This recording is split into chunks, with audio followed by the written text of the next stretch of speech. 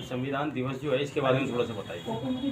आज संविधान दिवस के अवसर पर हमारे एनपी गौतम जी और शिवसेना के जिला प्रमुख संदीप गर्गी द्वारा एक संयुक्त कार्यक्रम रखा गया शिवसेना कार्यालय में। विचार गोष्ठी है, साथ ही लोकतंत्र के चौथे स्तंभ मीडिया बंधुओं का भी आज अभिनंदन समारोह हमने रखा है और हमारे जिला प्रमुख जी द्वारा सभी मीडिया बंधुओं का स्वागत अभिनंदन किया जा रहा है।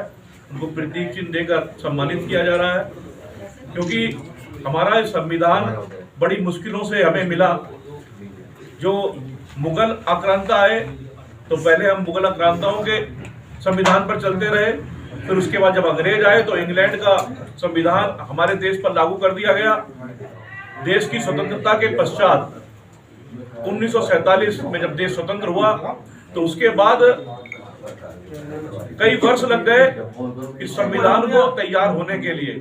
और जब संविधान तैयार हुआ तो उसमें सबसे प्रमुख भूमिका बाबा साहब भीमराव अंबेडकर जी की रही, क्योंकि वही उस प्रारूप समिति के अध्यक्ष थे और उन्होंने इस संविधान में अन्य देशों के जो लोकतांत्रिक देश थे उन देशों के चुन चुनकर वो कानून उसमें रखे कि हमारा संविधान आज लोकतंत्र का सबसे मजबूत संविधान बना।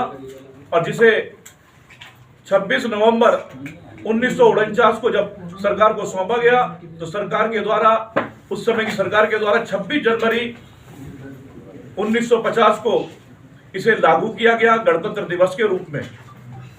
और आज हम सबकी जिम्मेदारी बनती है कि ये संविधान बचेगा तो हमारा देश बचेगा, और देश को बचाने के लिए आवश्यकता है जो संविधान में कहा गया है हम उसके अनुरूप चलें, उस कानून को माने। हम कानून का विरोध करते हैं तो अपने संविधान का विरोध करते हैं, और संविधान का विरोध करते हैं तो बाबा साहब भीमराव अंबेडकर जी का अपमान करते हैं। हम इतने बड़े महापुरुष जिनको इतनी बड़ी उपाधि मिली, उसके बाद भी हम बहुत सारे ऐसे लोग हैं जो उत्तेजना में आकर अपने संविधान का उल्लंघन कर देते हैं। हमें संविधान का उल्लंघन नहीं करना चाहिए। अभी एक घटना आपने देखा होगा संभल में घटी, वो सीधा सीधा संविधान का उल्लंघन था, कानून का उल्लंघन था। और वहां के सांसद ये कह रहे हैं कि अगर आप पुलिस गोली चलाएगी तो पत्थर तो फेंके जाएंगे। पुलिस को कानूनी अधिकार है गोली चलाने का, लेकिन पत्थर फेंकने वाले को कानूनी अधिकार नहीं है पत्थर फेंकने का। आपने संसद में संविधान की शपथ ली है, कम से कम एक सांसद को इस तरह की बोली नहीं बोलनी चाहिए।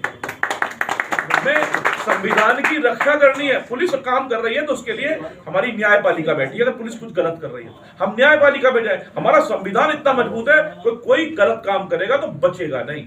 तो हमें संविधान के अनुसार चलना चाहिए, कानून के अनुसार चलना चाहिए और अपने संविधान को मजबूत करना चाहिए, ताकि दुनिया हमारे संविधान से सबक ले सके, हमारे संविधान का पालन कर सके।